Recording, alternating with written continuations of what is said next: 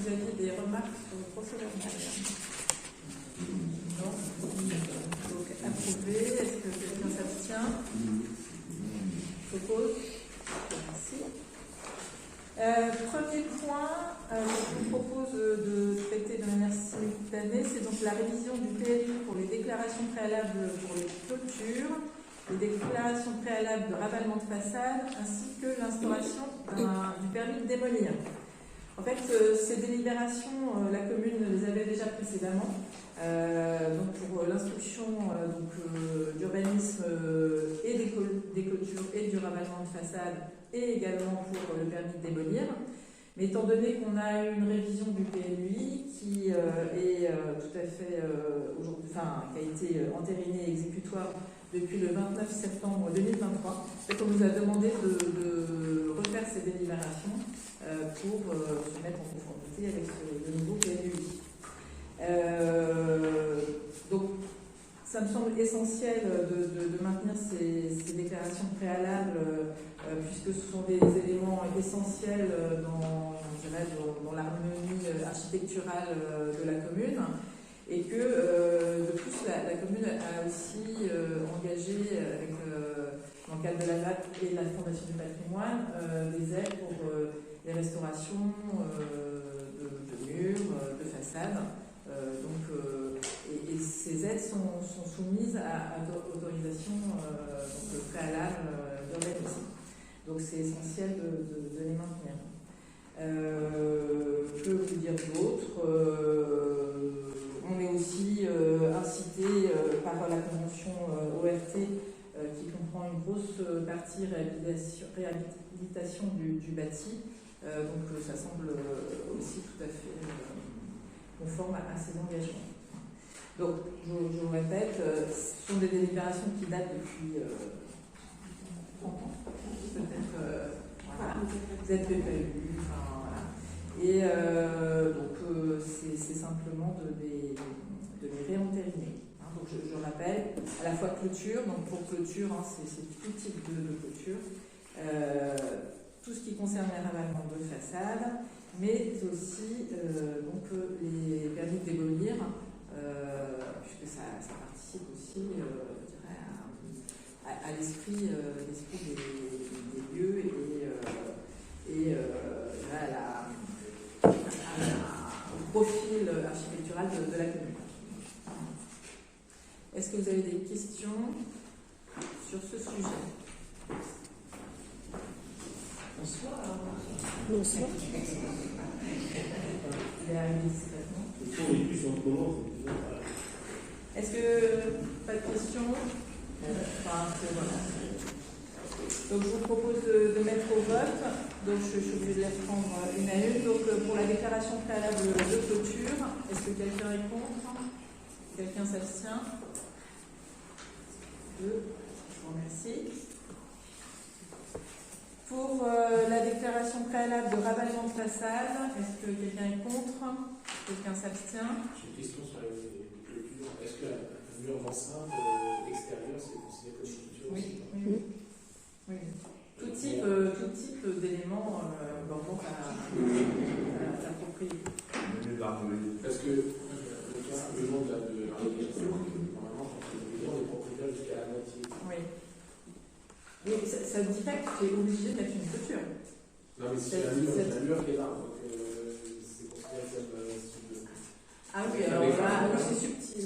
C'est subtil. Puisque la propriété, c'est la propriété. Alors là, tu me poses une colle. Je sais correct. Ouais, oui, c'est même pour le service pointu du roi des sols. Donc, j'ai tout noté. On a dit trois abstentions. Et pour le permis de démolir, est-ce que quelqu'un est contre? Quelqu'un s'abstient? Ah, donc 2 ou non? Contre. Ah, contre 3. Ok. Ok, ça marche. Point suivant. L'approbation donc de l'adhésion au service d'instruction pour le règlement local de publicité intercommunale. Là encore, c'est un document qui a été entériné donc, le 7 juillet au Conseil communautaire à Saint-Valois et qui est exécutoire depuis le 29 septembre 2023. Précédemment, c'était la DDT qui procédait à l'instruction des enseignes. Alors là encore, c'est un élément impactant sur le visuel d'une commune. Donc là, la communauté de communes qui instruit tous nos dossiers d'urbanisme donc va étendre la convention de son service commun à l'instruction des demandes d'enseigne et de préenseigne. Donc là, la question qui nous est posée, c'est est-ce que l'on souhaite adhérer à ce service ou est-ce que l'on souhaite instruire nous-mêmes, sachant que nous n'avons pas de spécialistes dédiés à ce type de problématiques d'urbanisme, et que, comme pour les documents, l'instruction classique des documents d'urbanisme, ça nous semble une aide apportée par la communauté de communes non négligeable. Alors, il n'y en a pas tous les 4 matins, mais là, par exemple, on en a eu 2, celle de la boulangerie et celle de la nouvelle coiffeuse. Donc, ça nous permet aussi d'avoir un œil sur ce qui est mis en place, parce que, par exemple, en face, il y a eu un gros loupé, puisque la DDT n'a pas instruit. Et donc, ça me semble intéressant de nous aider, de nous faire aider par la communauté de communes pour l'instruction de ces dossiers. Est-ce que vous avez des questions? Est-ce qu'il n'y a pas un risque Pardon? Le fait de ne pas maîtriser, est-ce que c'est pas un risque? Alors, c'est pas qu'on ne maîtrise pas, c'est-à-dire qu'eux instruisent, et de toute façon, c'est toujours le maire qui signe. Donc, ça veut dire que à chaque fois, mais on délègue. Avis, en fait. Oui, on délègue l'instruction, c'est-à-dire qu'eux vont regarder comme ils le font pour les dossiers d'urbanisme, et ça permet d'avoir un avis éclairé sur des sujets que nous, techniquement, on ne maîtrise pas pleinement. Donc, on peut avoir un avis esthétique, maintenant un avis réglementaire, c'est toujours important pour éclairer la décision finale. C'est toujours le maire qui signe les arrêtés, sous couvert de l'instruction. C'est une garantie aussi. Une garantie en quoi? Mais que l'instruction a été bien menée au regard des documents en vigueur.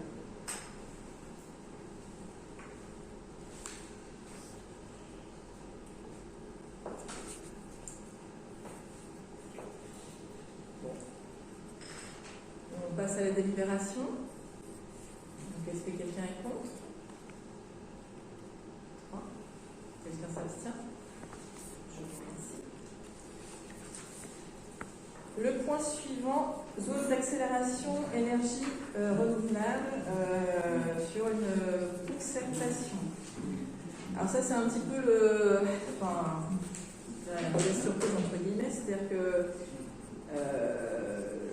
la France s'est mis des objectifs de diminution de la part des énergies fossiles par rapport à la quantité consommée, donc c'est plutôt une bonne chose. Donc il y a une loi qui est passée au mois de mars permettant relative à l'accélération de la production d'énergie renouvelable. Dans ce contexte, l'État prévoit que les communes soient consultées, et non seulement les communes, les citoyens soient consultés dans le cadre de déploiement de ce type de filière. Alors, je trouve que la démarche est tout à fait intéressante, sauf que le délai est ultra court. On a eu quelques réunions en octobre et puis une encore il y a 10 jours à la communauté de communes, puisque c'est pareil, ils ont quelqu'un qui est dédié à ça, pour essayer de se retrouver un petit peu dans tous ces textes, dans toutes ces cartes qui nous sont proposées. On a demandé à l'ensemble des élus qui souhaitaient participer à cette commission pour qu'on puisse préparer cette réunion publique. Donc on s'est retrouvés quelques-uns à regarder un petit peu les cartes qui sont préparées par l'État, c'est-à-dire que les services de de l'État ont en macro proposé des cartes à la fois sur les potentiels solaires, sur le potentiel éolien, sur la géothermie. Donc on a ressorti ces cartes et puis pour regarder les grands enjeux sur la Ferté-Milon. Donc on est obligé de faire une concertation. Donc ce qu'on s'est dit lors de cette petite réunion, c'est que le mieux, compte tenu du délai et le fait que ça doit passer après le conseil municipal, c'est de faire une réunion publique qui aura lieu la semaine prochaine, mercredi prochain, au cours duquel on donnera les grands enjeux, et ce qui permettra de recueillir aussi l'avis des concitoyens sur les cartes qui seront proposées. Je donne un exemple, les éoliennes, est-ce qu'on a envie de voir une éolienne juste derrière le terrain de foot? Donc il faudra justifier aussi, je dirais, pourquoi on veut éviter et définir des zones. En fait, l'idée de ces concertations, c'est de définir des zones, que chaque commune définisse des zones pour chacune des filières, que ces zones soient remontées au niveau de la communauté de communes. Il y aura une délibération à la communauté de communes début d'année. Et tout ça, ça sera remonté au niveau des départements pour voir si chaque département remplit l'objectif en termes de zones potentiellement, adaptables sur la mise en place d'une production d'énergie renouvelable. Alors, ça ne veut pas dire que quand on aura déterminé ces zones, toutes ces zones vont devenir des zones de production d'énergie renouvelable. C'est pas ça l'objet. Et c'est de dire, nous, on est OK pour tel ou tel type d'énergie renouvelable sur la commune, et si on l'est pour tel type d'énergie renouvelable, on l'est, je prends un exemple, la méthanisation. Si aujourd'hui on veut un nouveau centre de méthanisation, on peut poser, nos conditions, puisqu'on n'a pas d'autres zones de production, agricole sur site, sur lesquelles qui permettraient de générer des intrants pour un nouveau méthaniseur.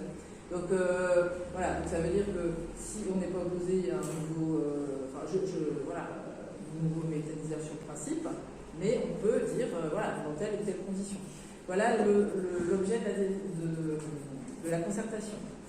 Donc on découvre un petit peu tout ça en même temps que vous tous, mais on demande à chaque commune de recueillir les avis.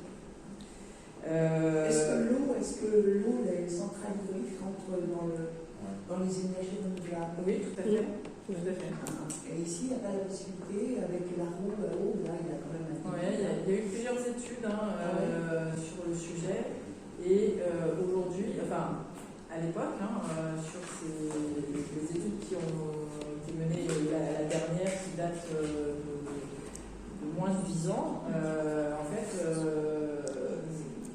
la conclusion, c'est qu'il n'y avait pas suffisamment de débit avec en l'état, avec la technologie actuelle pour avoir un rendement intéressant. Ou alors il fallait faire une grosse génératrice derrière et donc avec d'autres soucis. Et j'entendais ce matin qu'il prévoit 40% de débit en moins sur les cours d'eau d'ici 30 ans. C'est ce paramètre qu'il faut prendre en compte, sachant que l'eau qui est canalisée, donc on ne maîtrise pas complètement aussi le débit, puisque après on pourra ressortir, il faudra qu'on ressorte d'ailleurs l'étude qui avait lieu et on pourra. C'est le besoin de protéger les éoliennes. Alors effectivement, il y a un périmètre de sécurité par rapport aux protections, par rapport aux éléments historiques. Excusez-moi, mais justement, la commune ne veut pas qu'on installe des panneaux solaires. On n'a jamais dit ça. La commune, aujourd'hui, s'est battue dans la VAP pour que... on puisse avoir des panneaux bien sûr, solaires. il suffit de regarder la VAP. Je peux vous dire que ce n'était pas le cas précédemment. Et dans la VAP, il y a une partie énergie renouvelable. Ça a été un grand débat avec les ABF.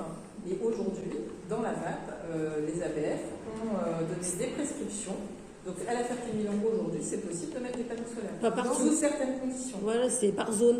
Non, partout, mais sous certaines conditions. C'est-à-dire qu'il n'est pas question que dans la ligne de la chaussée, Ouais, devant. Ouais, je sais. voilà, Devant. de Puis on peut l'espace, pas. On peut pas. Oui, mais d'un autre côté, ça se comprend. Donc c'est pas. On peut pas en mettre partout. Parce que ça dépend de l'exposition au soleil. Parce que si tu mets un panneau Non, solaire. aujourd'hui, c'est pas C'est pas le soleil, c'est la c'est pas le souci. Parce qu'en Allemagne, il y a énormément de panneaux solaires. Bon, ils n'ont pas beaucoup d'ensoleillement. C'est la luminosité, c'est très très différent.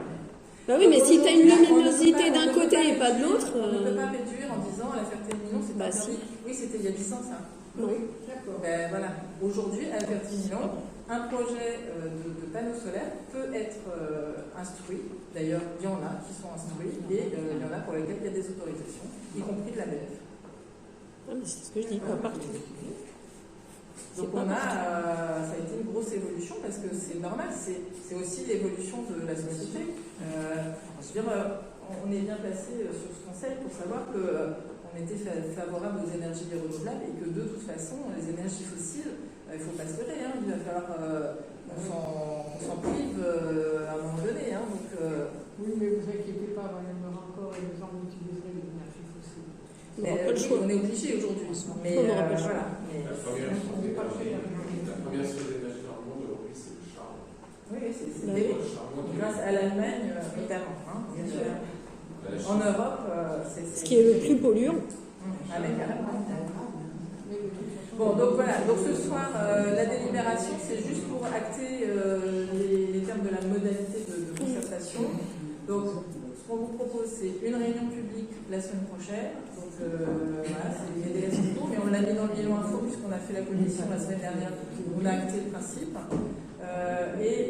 Donc on tiendra un registre jusqu'au prochain conseil municipal qui devra avoir lieu avant la fin de l'année.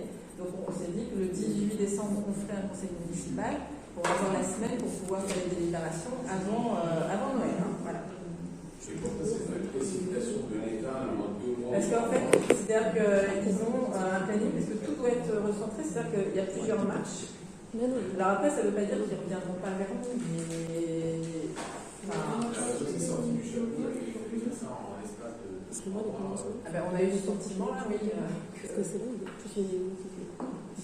Et puis, bon, c'est pareil, on n'est pas des spécialistes, hein, donc il a fallu.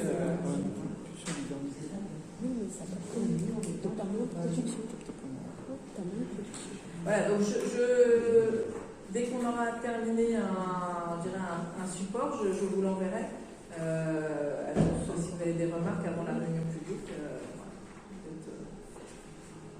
Donc, les conseillers communautaires, n'est-ce pas, Benoît, ont été invités à un certain nombre de réunions au conseil communautaire pour parler du sujet. Voilà, donc c'est important d'essayer de trouver les moyens de débattre sereinement et en ayant un maximum Ah oui, d'informations. ça, si t'étais prêt. N'est-ce pas? La réunion sera publique à 5h. 18h, c'était dit. Pour pas trop tôt. Et en mairie.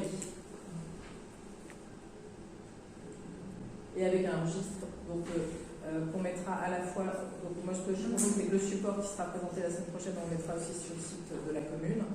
Et il sera aussi sur papier à l'accueil de la commune avec un registre sur lequel les gens pourront à la fois consulter et inscrire des éléments ou des remarques qui permettront d'entériner notre délibération du 18 décembre. Bon, sur ces modalités de concertation, est-ce que quelqu'un est contre? Quelqu'un s'abstient?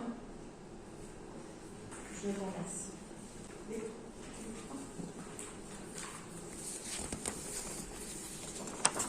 Point suivant, renouvellement de la convention de prestation pour l'entretien des photos incendies. Bon, là, rien de particulier, c'est Veolia qui le fait depuis plusieurs années. On avait une convention avec eux. Donc là, ils nous proposent une nouvelle convention. Le coût annuel de vérification de ces poteaux est de 71 € par poteau incendie. Il y en a une vingtaine sur la commune. Pas de sujet, on est obligé, bien sûr, de veiller dans le cadre de la sécurité incendie à ce que les poteaux soient fonctionnels. C'est 20.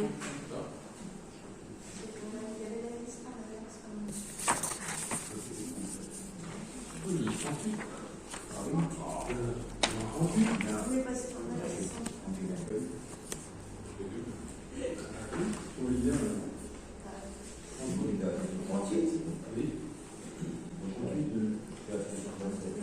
Je ne sais pas pourquoi.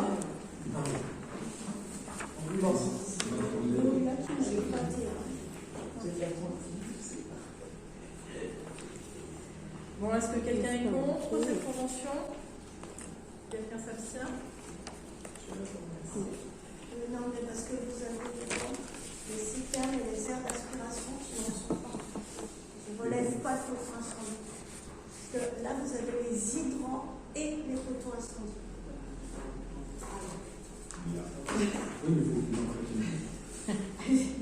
Donc, ça fait simple. Donc il y a 20 photos ensemble. Tout le monde Oui, donc oui, personne ne s'est abstenu. Enfin, si Non. vous êtes abstenu, vous opposez, non? Non?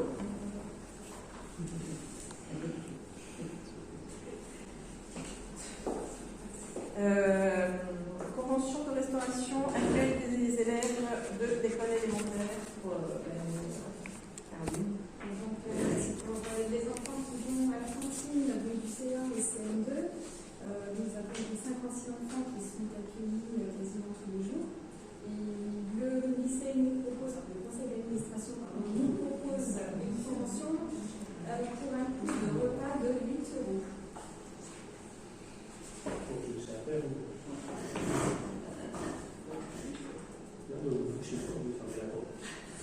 Ça fait trop de bruit là. C'est pas bien. Monsieur, il a rangé. Vous parlez Quand on de se dit dans cette position, il y a le bruit de catastrophique. donc la pension c'est 8 €, ça C'est c'est 8 €. Voilà, le lycée nous propose une convention à 8 € par enfant pour nos 56 enfants qui vont à la cantine et ça couvre les classes du CE1 au CM2. C'est au même montant. C'est le même montant.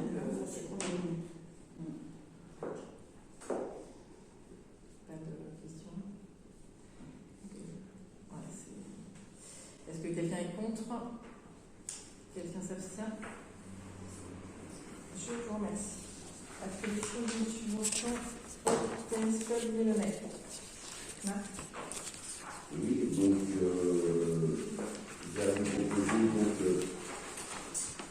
l'attribution d'une subvention d'études du tennis club lyonnais, sachant qu'il a été très en retard pour remettre votre dossier. Cela dit, comme c'est un club avec des perspectives d'avenir importants et donc c'est un club dynamique, on a quand même accepté donc, de délibérer sur le dossier, et donc la commission a accepté donc, de donner 1 500 € au lieu des 1 600 € qui étaient demandés, et plus les 50 € pour le dispositif Gaspard, c'est-à-dire l'antenne qui sont au-dessus de leur côté. Si vous êtes d'accord. Mais bon, c'est la dernière fois qu'on le fait. C'est-à-dire qu'on n'a plus de retard, parce que ça pose quand même un certain nombre de problèmes.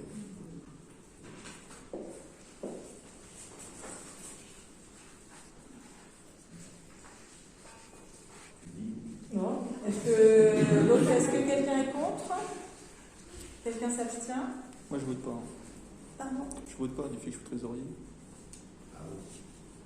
Il aurait même fallu que tu sortes. Je voulais plus. Comment? Bon, c'est déjà bien. il voulait 50 €.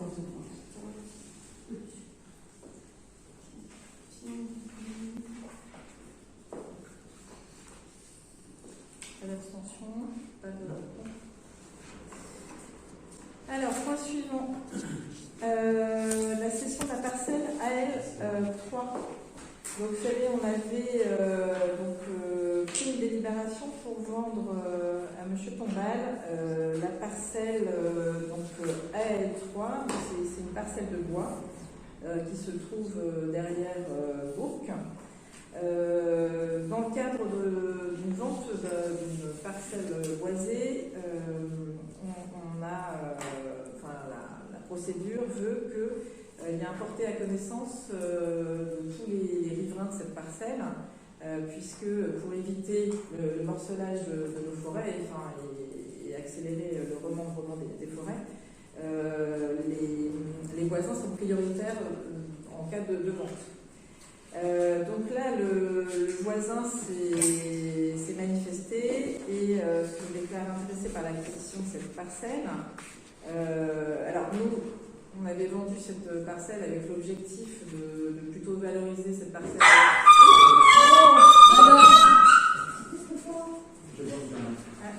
Tu as marché sur le jeu.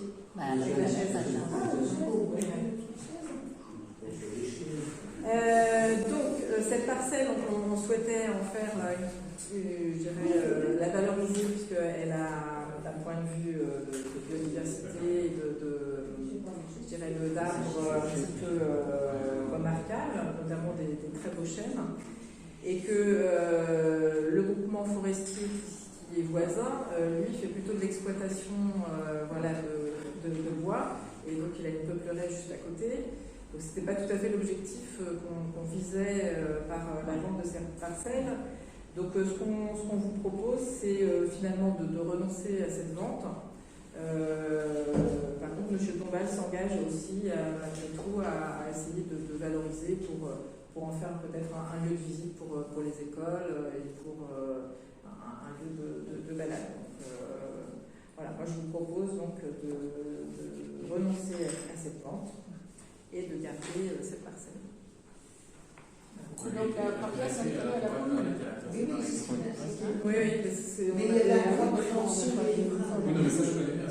Oui, mais en fait, on lui avait vendu, il nous avait fait une proposition d'achat avec un projet, donc on a délibéré. Et lui, c'est pour l'exploiter, alors c'est pour compléter. Le voisin, oui. Le voisin, il a une peuplerée. D'ailleurs, si vous regardez là sur Géoportail la parcelle, vous verrez que tout autour, les arbres sont très alignés, parce que c'est une peuplerée. Alors qu'au départ, il y a quand même de très beaux arbres, de très beaux chênes. Ce serait quand même dommage de les couper. Et alors, tu disais que le projet de Tombal, ce serait de préserver. Voilà, en fait, lui, ce qu'il voudrait, c'est. Dans votre lieu, là. Non, mais cette parcelle-là, pour le compte de la commune, il se propose de valoriser, de noter les arbres sans l'acheter. Du coup, c'est une. Si, parce que tu signes une convention. Je pense qu'il y a un accord, il y a une convention. Mais pour l'instant, voilà. Non, mais on ne va pas lui laisser comme ça. Non, mais pour l'instant, en fait, l'objet de la délibération, c'est de dire on renonce à la vente. Voilà. Après, le devenir de la parcelle, on en parlera à un autre moment, si on a une proposition. Voilà. Puisque Tombal avait une proposition qu'on avait acceptée. Oui, c'est ça. Ouais. Mais comme je te disais, c'est qu'à partir du moment où on vend une parcelle boisée, c'est la SAFER, je crois, qui propose automatiquement aux riverains. S'il y en a un qui connaît bien la c'est comme un droit de je pense que si on lui propose de faire quelque chose, c'est valorisant pour la commune. Parce que ça nous aura fait de l'argent aussi. Bon, après, on va dire que c'est pour un bien écologique. C'est 8 000. Ah ouais. C'est pas 80 000. C'est 80 000 peut-être. Oui, sur un pays d'études. On ne l'a pas identifié en zone de biomasse pour les énergies renouvelables. On aurait pu avoir des guirlandes de nuit. Bon, donc je vous propose de passer à la délibération. Est-ce que quelqu'un est contre ce renoncement? Quelqu'un s'abstient? Je vous remercie. Le point suivant concerne une proposition de mise en place d'affouage sur la commune. En fait, ça nous va. Je suis allée chercher direct. Je suis sûr qu'elle a pas regardé. Je sais même pas ce que c'était ce mot. On a plusieurs terrains boisés sur la commune qui n'ont jamais été exploités ni entretenus. On s'est aperçu, notamment lors des tempêtes, qu'il y a pas mal d'arbres qui sont tombés et donc il fallait faire venir des sociétés pour les enlever. Et là, ce qu'on propose, donc l'affouage, ça permet aux Milonnais et uniquement aux Milonnais de pouvoir acquérir des parcelles. Mais non, pas des parcelles, des lots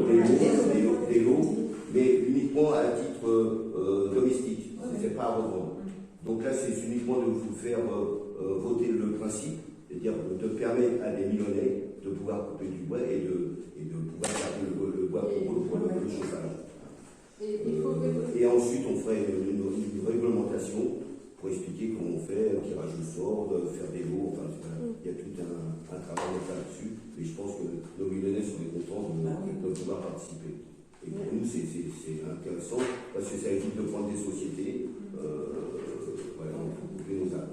Il faut venir vous voir en mairie, les bois sont accessibles par la route. Alors, pour l'instant, là, on acte en conseil municipal le principe. Le principe. Après, on voit comment on va pouvoir donc, il faire faut... la réglementation. Alors, il y a quand même pas mal de terrains boisés. Il y en a au-dessus rue du Château, il y en a chemin de Bourg, il y a des petits passages un peu partout. Et là, on va déjà les libérer et voir comment on va. Non, parce qu'on fait des actes là avec M. Lefebvre qui est à Berny, qui lui est l'office des forêts de Bière et qui. oui, voilà, c'est le NF. NF. On a fait cela avec eux, donc on pourrait le faire après avec vous. Oui, voilà, ça, avec nous. Si on est pour ce soir. Avec La commune. Oui, bien sûr. Il y a peut-être juste un problème de responsabilité civile, c'est bien ce qu'on donne la possibilité à des gens de venir couper du bois. Un règlement intérieur C'est sera prévu élaboré. dans le texte de la foi. Voilà, c'est prévu. Voilà. Et ils sont comme s'ils étaient dans leur jardin. Donc il faut qu'ils nous prouvent qu'ils sont assurés. Mais ça se met dans un règlement. Ça s'appliquera un règlement. Mais c'est dans la loi, dans les textes, liés à la foi. Ah oui, c'est bien clair. Il y a une réglementation. Oui, parce que c'est un peu Ça s'appelle du Moyen-Âge. Oui, Ouais, c'est le droit de la foi. Ouais.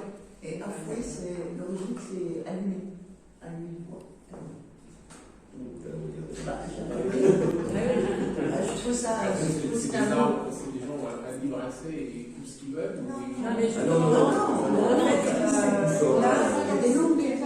là, il faut qu'on acte le principe. Maintenant, on va en définir les modalités. C'est-à-dire que ce soir, il faut que les élus qui veulent travailler sur le projet, alors c'est pas la peine d'être 50, il faut juste des élus qui ont envie de s'y pencher, regardent les parcelles que l'on souhaite mettre en affouage. Il ne faut pas trop tarder parce que là, la période va commencer et commencer peut-être par une ou deux parcelles et puis après on verra. Mais effectivement, il faut que le règlement intérieur de cet affouage soit rédigé. On prendra nous, des modèles qui existent.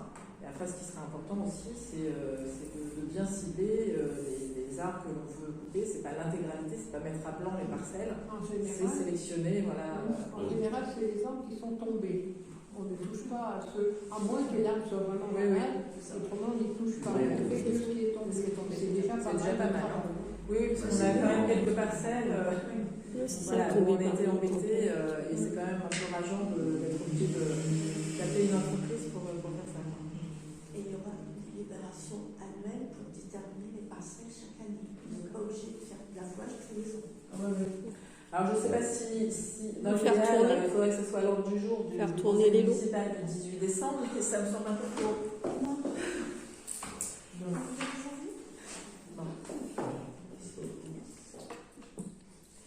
Voilà. Bon, est-ce que quelqu'un est contre? Quelqu'un s'abstient? Merci. Qui souhaite participer à la commission? Francis? Arlette? Françoise?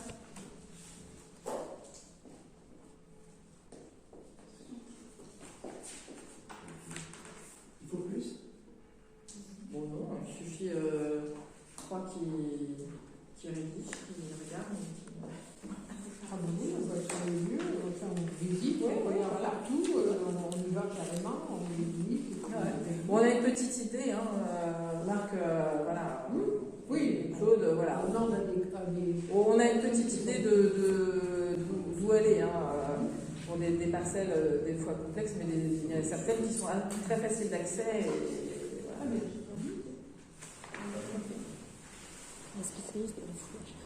Alors, le point suivant, c'est le référent déontologue pour les élus. Donc c'est une obligation. Chaque commune doit avoir un référent déontologue chargé d'apporter tout conseil utile au respect de la charte de l'élu local. Alors, le centre de gestion propose donc de mutualiser cette... oui, non, mais enfin, ne propose pas, mais autorise plusieurs collectivités à mutualiser donc, un même référent déontologue. Et la communauté de communes nous propose de mutualiser pour les communes qui le souhaitent avec leur propre référent, M. Franck Leclerc, qui a été désigné par la collectivité. Bon, moi je trouve que voilà, on n'a pas de nombre particulier, donc autant prendre quelqu'un qui a déjà été référencé. Voilà. Donc, il n'y a pas vraiment de sujet. Enfin, à moins que vous ayez des questions. C'est une obligation. C'est bien. Bien. Donc, est-ce que quelqu'un est contre? Quelqu'un s'abstient? Je vous remercie. Allez, je vais être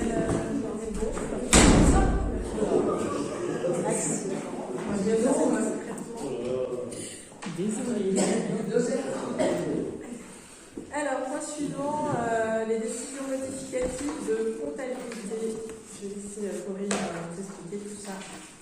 Alors, le filet de sécurité, donc fin de l'année dernière, on avait prévu au moment du budget. Fin de l'année dernière, le Conseil des décideurs locaux a informé la collectivité que, compte tenu de l'augmentation de la valeur du point d'indice des fonctionnaires qui avait été décidée par l'État et de la hausse prévisionnelle du coût de l'énergie, uniquement électricité, il était possible qu'on soit éligible si on avait une augmentation importante. On rentrait dans les critères, donc on a demandé un acompte qui nous avait été conseillé de 30%, ce qui représentait 17 940 €. Et là, aux surprises, le 15 octobre dernier, on nous dit « Ah ben non, vous n'êtes pas éligible, vous avez fait un petit peu trop d'économie, on n'a pas dépensé assez d'électricité. » Voilà, donc on n'aurait peut-être pas dû faire d'économie, je sais pas. Donc là, il faut rendre ces 17 940 €. Donc ça a un peu fait un tollé parce qu'en France et en Lège, on n'est pas les seuls. Non. Et que l'Union des maires de France est montée au créneau, mais... Il y a une commune dans l'Oise qui m'en poursuit 135 €. Non. Ils avaient demandé 60%. Ils n'avaient pas été prudents. Donc là, c'est ça qu'il faut. Ah ouais, non. Mais ça fait polémique. De toute façon. Mais de toute façon, on n'a pas le choix. On n'a pas le choix. Là, c'est pas une question de volonté, c'est pas une question de cacher les choses ou pas cacher les choses. Voilà, les choses, elles sont clairement dites, elles ne sont pas nommément écrites dans l'ordre du jour du conseil municipal, mais elles sont dans la note de synthèse, donc il n'y a pas de volonté de cacher quoi que ce soit. Parce que je crois que j'ai... Non. Si, j'ai lu des choses, ça m'a fait doucement bien. Tu peux regarder, s'il te plaît. Donc, ça a peut-être été retiré depuis.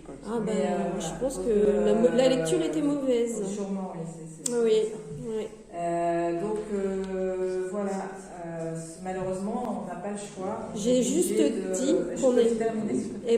On est obligé de rembourser. Voilà. J'ai juste dit qu'on n'avait pas été averti avant le 29 septembre. C'est normal puisqu'on a été notifié le 15 octobre. Donc, voilà. Il y a eu quand même un délai. Tu peux pas prévenir quelque chose dont tu n'as pas connaissance. Si, tu en as connaissance avant. Journal officiel du 15 Logiquement. octobre. S'il est marqué là, c'est que tu en as eu connaissance avant. Non, au journal officiel du 15 octobre. 15 octobre, on est combien? Mais on est le combien? 29 novembre. 29 septembre. 29 novembre, on est le 29 novembre. Si je te donne tous les éléments de comptabilité publique à chaque fois que ça tombe, ça va être... voilà, c'est pas l'objet... non, mais c'est dommage. C'est pas le rôle du... Ça a été dommage que on n'ait pas été averti, c'est tout. Tu l'es, là. Oui, mais c'est le conseil municipal et tu es informé comme l'ensemble. Il n'y a rien à cacher. Peu importe. Donc, point suivant, intégration des frais. C'est pas très transparent. Donc, ces 18 000 €, on les réimpute en dépenses 678 et on l'équilibre par les impôts locaux où on a eu 2 000 € de plus et 16 000 € de dotation, droits de mutation qui ont été notifiés sur lesquels il y avait des crédits. Les intégrations des frais d'études dans les travaux. Alors, normalement, les frais d'études, donc on a toujours des frais d'études antérieurs, comme je vous ai mis dans le mail que j'ai adressé cette semaine. On a toujours des frais d'études antérieurs au démarrage des travaux. Et on a eu une période où la SGC en plus nous demandait de continuer à mandater sur la ligne frais d'études. Donc là, on a 207 529,70 € de frais d'études qui sont acquittés au 20-31 et qu'il faut réintégrer avec les travaux respectifs de façon à ce que ça rentre dans la valeur du bien. Donc c'est une simple opération comptable, c'est une opération d'ordre. On va faire un mandat d'ordre, un titre de recette d'ordre pour le même montant pour chaque ligne de mandat qui avait été faite. Donc on ouvrirait 208 000, on va pas mettre des centimes, 208 000 de dépenses, 208 000 de recettes en opération d'ordre. Les ajustements des crédits au chapitre 012. Alors, chapitre 012, c'est les charges de personnel. Donc, on a attendu vraiment le dernier mois pour faire une seule DM. Donc, il y a divers remplacements. L'accroissement d'activité dans certains services en cours d'année, notamment tout ce qui est périscolaire, services enfants jeunesse, parce qu'on a des crédits qui sont obligés d'avoir un certain nombre d'agents en fonction du nombre d'enfants inscrits. Donc l'ajustement des crédits, on a une décision de virement de crédit de 137 000 € du 64-51 vers le 64-53, puisque maintenant les caisses de retraite, on les verse plus à l'URSSAF, mais on les reverse sur les caisses de retraite. Ça c'est juste un changement de vie. Et une décision de crédit supplémentaire en dépenses et recettes, telle que vous ai présentée. Donc le versement mobilité 5 000, le CNFPT 10 000, les impôts et taxes 1 000, les non titulaires 14 000, les caisses de retraite 1 000. La CEDIC 4 700, les assurances 1000 et la médecine du travail 500, ce qui fait 37 200, que l'on couvre par des recettes supplémentaires sur les remboursements sur rémunération, ça c'est ce que l'on retouche soit de la sécurité sociale, soit de notre assureur quand il y a des absences, donc tandis qu'il y ait plus d'absences, un petit reliquat, 10 000 €, les concessions de cimetière de 100 €, les autres produits de gestion de 2500 €, du FCTVA en fonctionnement pour 20 000 €, les redevances droits et services pour 2 000 € et les redevances services périscolaires de 1 500 €. Et un dernier point, la constitution de provision pour risque. Donc ça, c'est le SGC qui exige qu'avant le 31 décembre, on constitue une provision pour les créances qui ont plus de 2 ans, puisqu'on a des impayés qui ont plus de 2 ans, et à hauteur de 15% du montant. Les créances de plus de 2 ans s'élèvent à 20 000 €, 20 145 € pour être précise. Et donc, il faudrait constituer une provision de 3 025 €. On va ouvrir des crédits au 68 pour 3 100 € en dépenses et on a des recettes non prévues du budget, produits exceptionnels plus de 1 000, les mandats annulés sur l'exercice antérieur, 1 100 €. Alors, les créances coûteuses, c'est en fait des factures principalement périscolaires qui n'ont pas été payées. Donc, le Trésor public tente de recouvrer par tout moyen ces factures. Malheureusement, il y a des familles pour qui c'est très compliqué et donc il y a un reliquat malheureusement important. Là, on met juste de l'argent de côté, on ne dit pas qu'on a eu ces factures-là.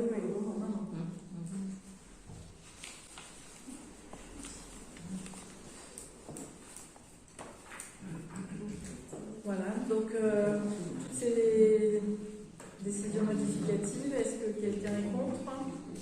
Quelqu'un s'abstient? Je vous remercie.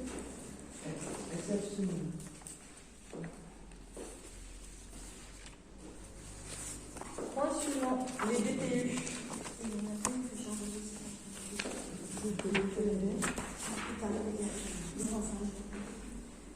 Alors, la parcelle AK 364 de la rue Saint-Lazare, donc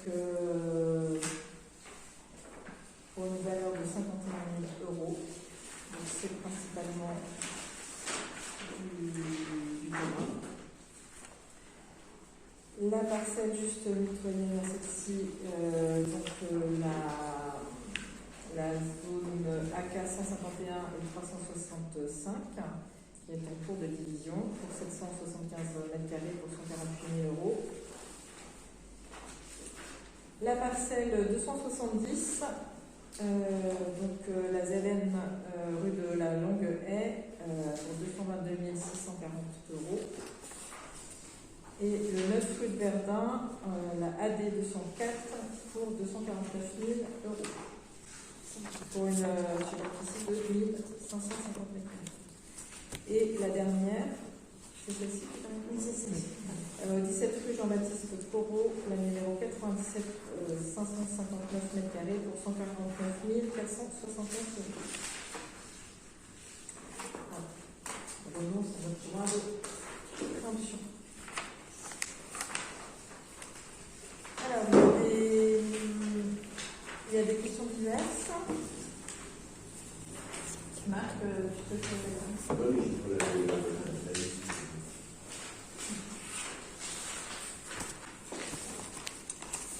Ah oui. Pourquoi n'avons-nous pas été en décidé à la destination d'un courrier déposé en mairie fin août à destination de l'ensemble des possibilités? Je ne vais pas faire le verser, c'est une erreur. Il y a peut-être une de la sémantique, Madame le maire, Mesdames et Messieurs les conseillers municipaux. Bon, voilà. Ce que je veux dire là-dessus, c'est que son courrier, on y a répondu en allant directement sur place avec Claude. Au mois de septembre, on a demandé tout de suite à la société Brewers de faire la tonte. Et le lendemain ou le surlendemain, Philippe et son équipe est passé pour nettoyer la buse. Je rappelle quand même qu'on avait mis une canalisation en 2019 tout le long pour éviter donc, ce problème d'inondation. Voilà, donc il y en a eu pour 2438 euros. Voilà, donc voilà. Et le courrier, ça concernait quoi? En 2019. Le courrier, je peux le dire, il y a réalisation. C'est même sympa, c'est un courrier sympa. Parce que Thierry Point, il n'y a pas de problème avec lui. Quand il y a un problème, on discute ensemble. Donc je vais vous le dire. Par la présence, je vous demande de faire curer le fossé. Alors on ne peut pas faire curer un fossé, c'est terminé maintenant. On ne peut qu'arracher, voilà, on ne peut pas le curer. Curer le fossé communal d'évacuation des eaux pluviales qui se trouve entre le 43 et le 45. Donc c'est la base. En effet, bien que fauché régulièrement, et je vous en remercie, celui-ci a accumulé des sédiments qui restreignent l'évacuation et lors de fortes pluies menacent d'inonder ma propriété et le sous-sol de mon habitation. Voilà. Mes parents propriétaires en 72 ont vu les services municipaux effectuer un curage annuel depuis 50 ans. Le quartier a évolué, 4 constructions dans un rayon proche de mon domicile ont été réalisées, diminuant ainsi les zones d'absorption naturelle des eaux de pluie. La vagueur côté terre en amont est plus élevée que le niveau de la route, ce qui incite les eaux à redescendre vers le point bas. Voilà. Et alors, 3 élus, M. Géninasca, Vinois et André, voilà, se sont rendus sur place. Je les invite à revenir lors de fortes précipitations qu'on est passé pour constater la montée spectaculaire de l'eau. Je vous remercie de l'attention que vous porterez à ma requête. Donc on avait répondu, mais c'est vrai qu'on ne l'avait pas forcément. Alors généralement, notre décharge, c'est-à-dire que quand quelqu'un veut soit il le spécifie vraiment, soit il fait une copie pour tout le monde et on a déjà distribué, vous avez déjà reçu des courriers. Bon, après, c'est vrai que il aurait pu être scanné, envoyé à tout le monde, il n'y a pas de volonté. Non mais là en fin de compte, ce qui a été fait par les employés communaux, en fin de compte, ils ont fait sur 1 mètre, pas plus. Et là, si jamais tu as l'occasion d'y retourner récemment, tu verras en fin de compte la partie qu'ils ont creusée, c'était remonté. Hein. Enfin, il m'a renvoyé une photo il n'y a pas longtemps. Quand ça coulait bien, là, c'était bien. Alors après, il faut faire attention parce qu'aujourd'hui, la loi sur l'eau nous empêche de faire certaines choses. On n'a plus le droit de creuser et voilà. Tu nous avais demandé à l'époque de buser. C'est une belle bêtise parce que dès qu'on buse, on crée un noyau qui va derrière stocker et bloquer la circulation de l'eau. Donc à un moment donné, c'est vrai qu'il faut faire très attention. Le cheminement de l'eau, c'est toujours très compliqué. Alors aujourd'hui, nous on se retrouve il y a certaines zones, effectivement, on a pris le risque, entre guillemets, parce que la police de l'eau peut venir et verbaliser. Il y a des maires des communes voisines qui ont été verbalisés parce qu'aujourd'hui, on ne cure plus on arrête de curer l'ensemble des cours d'eau. Et donc, il faut trouver la bonne façon de faire. Donc, effectivement, si c'est des sédiments, on peut toujours retirer les sédiments, mais on n'a plus le droit de creuser. Et c'est vrai que le problème, c'est que pendant des années, on a urbanisé certaines zones qui n'auraient jamais dû l'être. Et aujourd'hui, on se retrouve avec les propriétaires de ces zones qui viennent nous voir dès qu'il pleut, qui sont paniqués, je le comprends. Sauf qu'à un moment donné, à force d'avoir forcé des constructions sur des zones qui n'auraient jamais dû avoir lieu, on se retrouve tous... voilà. Donc ça veut dire qu'aujourd'hui, c'est pour ça que la commune est marquée par un PPRI assez contraignant, donc avec des zones rouges sur lesquelles aujourd'hui il ne serait plus possible de construire. Et sur lesquelles on dit malheureusement, ils pensent que c'est nous personnellement qui avons pris cette décision. Non. C'est-à-dire qu'à partir du moment où vous déclarez un sinistre, une inondation sur une zone, vous êtes marqué un petit peu sur votre zone. Ils regardent les inondations centenaires. Parce qu'il y a eu quand même des situations dramatiques en France, Cynthia et compagnie, puisqu'il y a eu des zones sur lesquelles on ne peut plus... Aujourd'hui, on ne peut plus urbaniser et ça va s'empirer. Parce qu'aujourd'hui, les précipitations qu'il y a maintenant sont plus celles d'il y a 20 ou 30 ans. Donc, c'est vrai que c'est très contraignant. On essaie de faire comme on peut. Alors, il y a des zones, c'est vrai qu'on a curé. Après, il faut qu'on soit vigilant et on essaie de l'être. Marquer les conseillers et l'équipe essaie de suivre au fur et à mesure. On passe les pareuses 3 fois par an sur ces zones-là. Après, c'est vrai que les riverains doivent aussi entretenir leur zone et les fossés. De plus nettoyer les fossés, de plus les creuser, les inondations, ça serait pire en pire. Oui, c'est ce que je pense. Un fossé qui faisait 1 mètre, il stockait de l'eau. Il fait 50 cm, il en trouve 10 fois moins. Et ça, c'est les eaux, c'est des ayatollahs qui. Il faut faire comme les anciens, ils nous décrètent là, on s'en fait différemment. De racasser, on a toujours curé les fossés. Parce que moi, il y a plus de retenue d'eau si on fait un fossé un peu plus profond que s'il y a très peu de fond, et bien l'eau va couler. On est dans un marais. N'importe qui en fait des étangs et des mares de façon sauvage, sans autorisation, mais c'est une loi qui s'est balancée dans ce sens-là, sur toutes les restrictions sur tout. Sauf que ça va, dans le futur, ça va poser des problèmes. Et ça on est dans un marais. Si on n'aide pas l'eau à avoir de la place, c'est fatal qu'on est inondé. Et puis l'eau, elle prend son chemin, donc c'est difficile à dévier. Et on est dans une cuvette, en plus marécageuse. Excusez-moi, je voudrais poser une question, ça n'a peut-être rien à voir, mais vu la dernière tempête qu'il y a eu, un 3e arbre est tombé, une chance inouïe, il n'a fait encore aucun dégât sur la route. Nous, on vit dans l'angoisse qu'il y en a encore un autre, parce que là-bas, c'est dans le lieu où ils sont tous penchés. Il y aurait un nouveau propriétaire du terrain, je lui en avais parlé lorsqu'il était venu, il m'avait gentiment, on va dire, pensé que j'exagérais un peu, mais moi, nous, on a peur. C'est qu'un sur une voiture, sur un bus, sur un car. Non, mais c'est... Voilà. Alors, vous avez été, vous, les premiers témoins, puisque on s'est substitué au propriétaire précédent. C'est-à-dire que oui, déjà. Vous voyez, dans les charges non recouvrées, là, on a encore 15 000 euros qu'on a payé à la place du propriétaire, et peut-être que jamais 15 000 euros, on les reverra. Et on ne peut pas planter le terrain dans ces cas-là, le bois. Non, t'as pas le droit. Alors, c'est pas préentable. Ah bon? Il n'y a que les zones qui sont plantées. Non, mais par contre, il y a un nouveau propriétaire qui est plus conscient quand même. Oui, il semblerait. Maintenant, c'est sûr que c'est assez monstrueux. L'intérêt à s'y mettre. Alors, je l'ai déclaré la semaine dernière. Il a commencé à entretenir, je ne sais pas si tu as vu, elle a commencé à entretenir. Et je lui ai dit qu'il y avait quand même un arbre qui touchait quand même à l'humidité, qu'il faudrait commencer rapidement. Voilà. Surtout que Enedis on l'avait fait une fois, c'est très très long. Enedis va râler, parce que s'ils interviennent à chaque fois qu'il y a un arbre. Ouais. qui tombent sur les lignes électriques. D'ailleurs, il y a une hélice qui va couper le courant dans peu de temps parce qu'il y a des arbres aussi qui touchent les fils électriques. Voilà, donc en ce moment, c'est vrai. Oui, puisqu'on a perdu aussi un candélabre. Ouais. On a fait la demande de devis.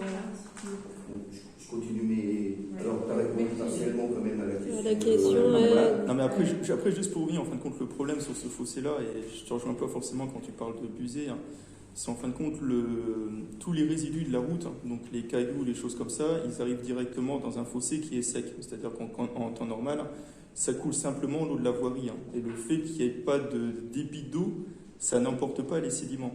Alors que quand tu parles du fossé qui avait été busé, pas sur cette ruelle-là, mais de l'autre ruelle, ça avait été busé et ça amène directement les sédiments dans le cours d'eau. Et du coup, il n'y a pas de... C'est que les sédiments restent aussi dans le... Non, mais c'est là, le fameux fossé, là, en fin de compte, ce problème, il est là.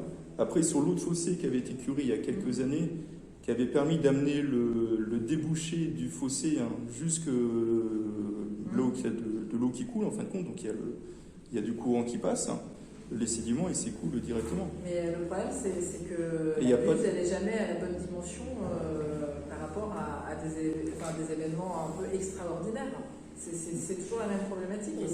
C'est pas la petite pluie. Non, mais après, je précise juste, mais en fin de compte, c'est la grosse pluie qui d'un seul coup. En fin de compte, justement, c'est le contraire. C'est plutôt quand tu as une petite. C'est plutôt quand tu as une petite pluie, tu as des sédiments qui arrivent. Le fait qu'il n'y a pas suffisamment de force de l'eau, en fin de compte, les sédiments, ils restent à la sortie de la buse. Et du fait qu'il n'y a pas de. Les sédiments n'arrivent pas dans un cours d'eau, il n'y a pas d'eau qui passe directement, ça arrive directement sur l'herbe. Et c'est encore pire quand c'est busé, parce que les sédiments, ils restent au fond de la buse. Ben non, justement, ils sortent. Ils peuvent bloquer. Avec le flux de l'eau, ils sortent. Là, c'est busé, là, puisque ça sort d'une buse. Et en fin de compte, les sédiments ne sont pas dans la buse. C'est quand ça sort. Mais je pense que Marc, tu avais été voir. En fin de compte, ça fait à la sortie de la buse. J'ai les photos des deux, là. Ça fait une bosse, quoi, tout simplement. De toute façon, s'il y a une autre problématique, on va voir. Donc je continue. Ouais. Quelle est la position de la majorité vis-à-vis de l'entretien des fossés communaux, dont certains nous ont plus sans poser souci, notamment ces périodes pluvieuses. C'est vrai qu'avec les pluies importantes qu'il y a eu, les propriétaires sont venus ici, on les a vus, dont M. Bossard. Donc la ruelle de Mélègue, où se trouve une des plus importantes, a été faite pratiquement tout de suite par la société Colors, procurée. Ils ont bien rappelé, ainsi de suite. Il y avait aussi donc l'allée des soupirs. L'allée des soupirs, c'est pareil, on l'a fait avec les tareuses. Et même un des riverains, il a pris son tracteur et il a fini le travail. Cela dit, c'est vrai que ça pose des problèmes. Je pense à M. Bossard, parce que M. Bossard, c'est peut-être qu'il y a un projet qui aura pu raconter l'histoire de M. Bossard.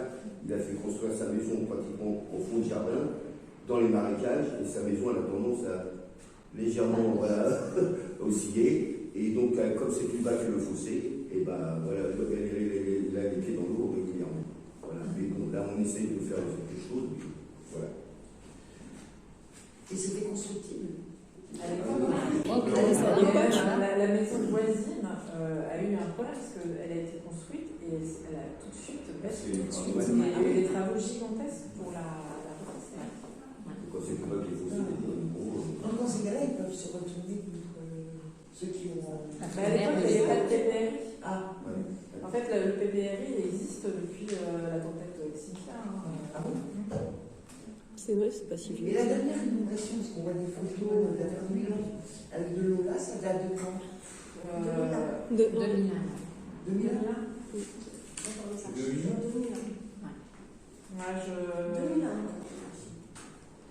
Il y a une fois, oui, donc ça fait moins de 30 ans en fait. Voilà, ah oui, donc par rapport à ce que tu disais. Ah ouais. Mais après, tu vois, les anciens avaient déjà, je dirais, imaginé tout ça. L'église est sur un radeau. Toutes les maisons, la rue de la chaussée, tu vois, elles sont légèrement surélevées. Elles ne sont pas. Donc. Il faut toujours regarder les maisons anciennes les plus anciennes. C'est clair, hein? Ah ouais. J'avais jamais pensé à ça. Voilà, il faut terminer. Lors du dernier procès, il fut dit que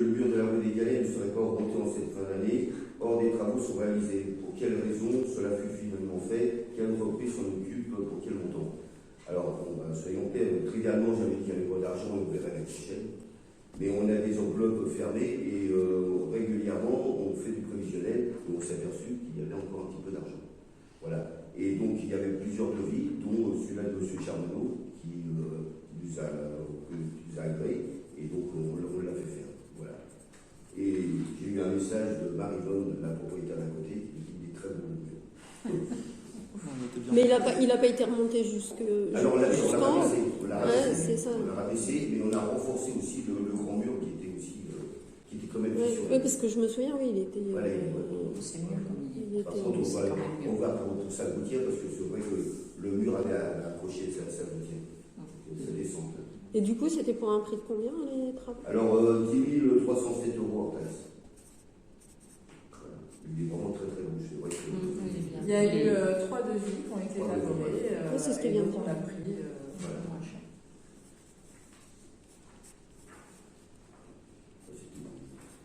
C'est terminé. Merci. Et du coup, tu moi, je voudrais l'histoire de la dire donc festivités à venir.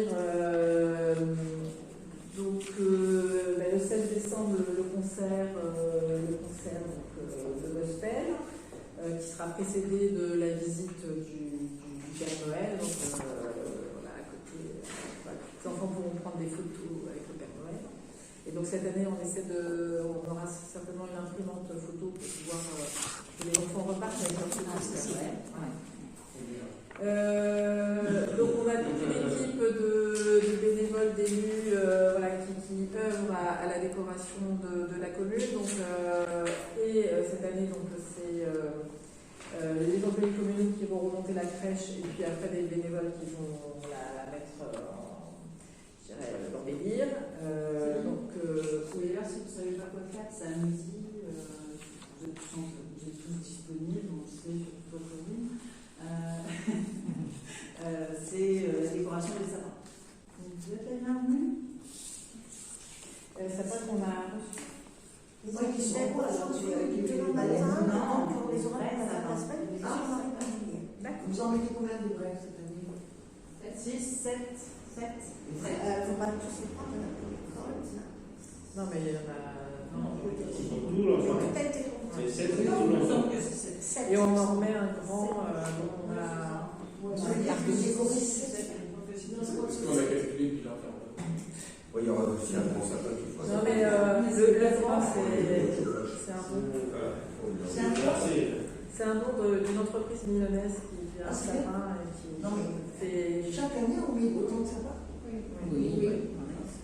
Et oui, Vous savez pas comment tout faire est ça? décoré? Ah, moi, j'ai pas de choses, mais j'ai pas vu ça. Cette année, il va y avoir plein. Et c'est quand vous avez besoin d'aide? Samedi. Et avec le micro. À quelle heure? 10h. 10h? 9 10h43. Voilà. Qu'est-ce qu'il peut faire? On inaugurera un petit peu un petit remerciement lors du marché campagnard. Donc, le mois dernier, en discutant avec les marchands du marché campagnard, on s'était dit que ce serait bien de faire un petit moment festif pendant le marché. Donc il y aura un petit vin chaud, un chocolat chaud, et puis un petit peu de musique qu'on essaie de trouver si vous avez voilà, Françoise. Et puis on inaugurera comme ça les décorations et la crèche. Voilà. Ça, c'est dimanche après. Comment? C'est dimanche après. Dimanche d'après, de Le 10h30 à midi, le 10, sur le marché campagnard. Voilà. Voilà. Bon, écoutez, si l'ordre du jour est diffusé, on lève la séance. Parce que là, je vais prendre les fenêtres. Oui, je ne vous ai pas parlé de l'électrification de la nuitée. Je vous ai transmis à tous le courrier de Xavier Bertrand. J'en ai profité aussi au passage du président de la République à la Cité internationale de la langue française pour l'inauguration, d'envoyer un courrier aussi au président pour l'alerter et lui demander d'avoir une vigilance accrue sur cette unité et les travaux d'électrification et de régénération de la ligne. Mais bon, a priori, voilà, tous les acteurs vont dans le même sens, c'est déjà un point très positif. Pourquoi il ne faut jamais lâcher les choses. Que c'est les CSM qui décident, c'est pas toi.